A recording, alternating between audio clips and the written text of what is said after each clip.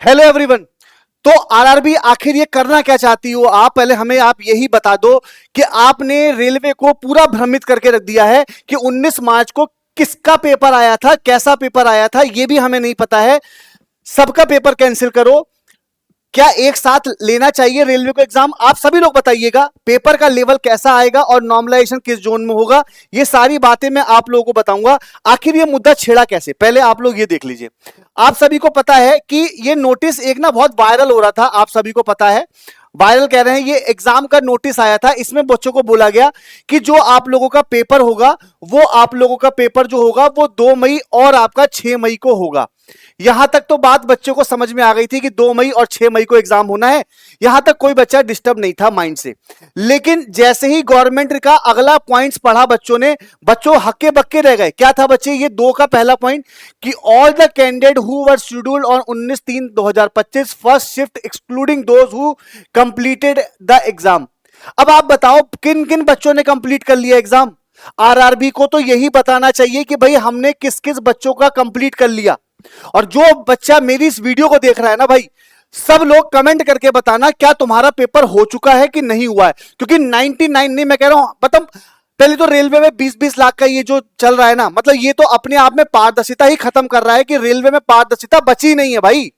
तो रेलवे में पारदर्शिता फिर रही कहां? आपने यहां पर ये वाला पॉइंट्स आप क्लियर करो ना। ये वाला पॉइंट्स आप लोगों ने क्लियर ही नहीं किया है कि इस भाई किस किस का एग्जाम हो गया, किस किस का, किन किन बच्चों ने एग्जाम दे दिया, कहां दे दिया, किधर दे दिया।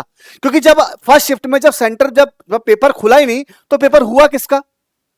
ये कहीं ना कहीं ये पारदर्शिता पर सवाल उठाता है रेलवे की। मैं माननीय रेल मंत्री जी आपसे गुहार लगाता हूं कि इस पर देखिए, इस पर थोड़ी सी आप चर्चा कीजिए कि आखिर ये चल क्या रहा है कि जिसका एग्जाम हो गया, क्या ये बाहर से कुछ लड़कों को 20-20 लाख में एंट्री करवाई जा रही है क्या?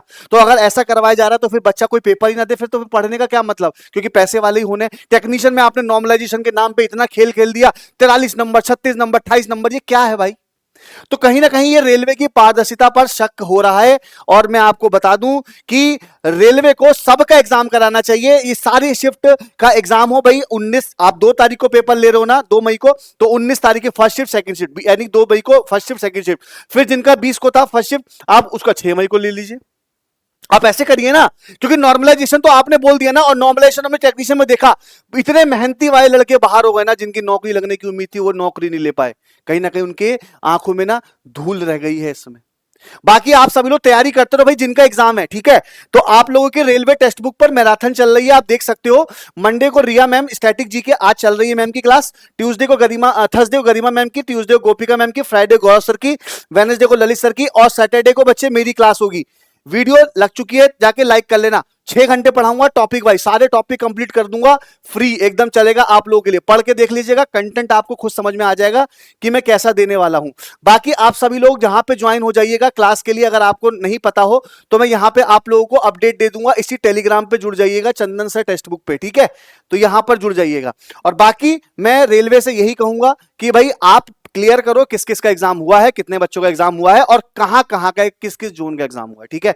तभी पारदर्शिता समझ में आएगी, अदरवाइज पारदर्शिता समझ में नहीं आएगी। आपका एग्जाम हुआ तो कमेंट करना, ठीक है। बाकी इस पे चर्चा करते हैं अच्छे से, गंभीर, क्योंकि गंभीर विषय। मिलते हैं नेक्स्ट वीडियो में, तब तक के लिए थैंक यू सो मच। जय हिंद।